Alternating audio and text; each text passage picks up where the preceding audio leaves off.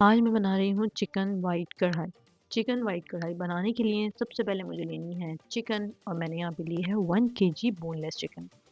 اس طریقے سے آپ چکن بون لیس لیں اور اس کو گھر میں صاف ستھرا کر کے چھوٹے چھوٹے جو ہے وہ کیوبس بنا لیں۔ بہت زیادہ چھوٹے نہیں ہونے چاہیے ورنہ گلنے کے دوران جو ہے نا وہ بکھر جاتی ہے، ٹوٹ جاتی ہے۔ اس لیے میڈیم سائز کے کیوبس بنائیں تاکہ کڑھائی کے اندر کیوبس الگ الگ کھلے کھلے نظر آئیں۔ اور یہ میں آپ کو سائز دکھا رہی ہوں چکن کا، اس سائز کی آپ جو ہے وہ اس کی بوٹیاں بنا لیں۔ جب ساری چکن کٹ ہو جائے اچھے طریقے سے تو اب ہم اس کی میرینیشن تیار کرتے ہیں۔ میرینیشن کے لیے سب سے پہلے ایک بول میں 1 کپ دہی لینا ہے جو کہ اچھے سے پھینٹا ہوا ہو۔ اس کے اندر ڈالیں گے 1 ٹیبل اسپون جنجر گارلک کا پیسٹ۔ اس کو میں نے فریشلی پیسا تھا اور وہ اس میں یوز کیا ہے، اس کی بہت اچھی خوشبو آتی ہے۔ اس کے بعد میں نے لیا ہے اس میں گرین چلی کا پیسٹ، اس میں میں نے ڈالا ہے گرم مسالہ، اس میں میں نے ڈالا ہے بھنا کٹا دھنیا زیرہ پاؤڈر۔ اس کے علاوہ اس میں ہم نے کالی مرچ یوز کی ہے اور نمک۔ نمک آپ اپنے ذائقے کے حساب سے استعمال کر سکتے ہیں، میں نے یہاں پہ 1 ٹیبل اسپون نمک استعمال کیا ہے۔ اس کو بہت اچھے طریقے سے مکس کر لیں، کوئی لمس نہ رہیں۔ اس کے بعد جو چکن ہم نے کٹ کی تھی وہ ساری کی ساری ہم اس میں ایڈ کر دیں گے۔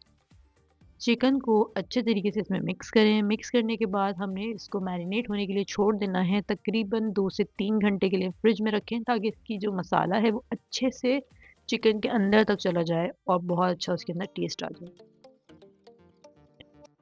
آپ دیکھ سکتے ہیں کتنی اچھی لگ رہی ہے چکن میرینیٹ ہو کر۔ اب ایک کڑھائی استعمال کریں، اس میں ہم نے لیا ہے 1/4 کپ تیل۔ جب یہ گرم ہو جائے تو اس میرینیٹ چکن آپ ایڈ کر دیں۔ چکن کو اچھے طریقے سے پکائیں، تیز آنچ پہ پکائیں اور کلر چینج ہونے تک ہم نے اس کو تیز آنچ پہ ہی پکانا ہے۔ جب یہ اچھے طریقے سے اس کا کلر چینج ہونے لگ جائے تو اب ہم نے کرنا یہ ہے کہ اس کو دہی کے پانی میں ہی گلنے کے لیے چھوڑ دینا ہے، ڈھکن لگا دیں جب تک کہ چکن اچھے طریقے سے گل نہ جائے۔ اب ہماری چکن گل چکی ہے، دیکھیں آپ اس کا ٹیکسچر کتنا اچھا لگ رہا ہے۔ اس پوائنٹ پہ آپ نے چکن کو تھوڑا سا بھوننا ہے دہی کے ساتھ ہی، اسی پانی میں، کوئی ایڈیشنل پانی میں نے نہیں استعمال کیا ہے۔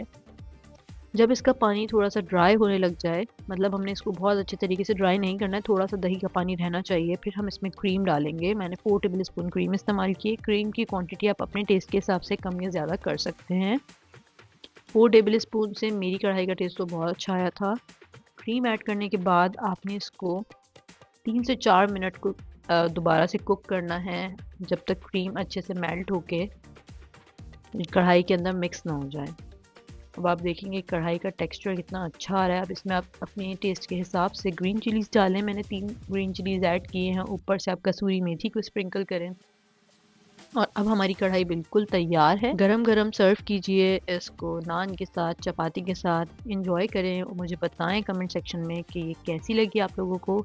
ریسیپی پسند آئی ہو تو ویڈیو کو لائک کریں، شیئر کریں، سبسکرائب کریں۔ Thanks for watching.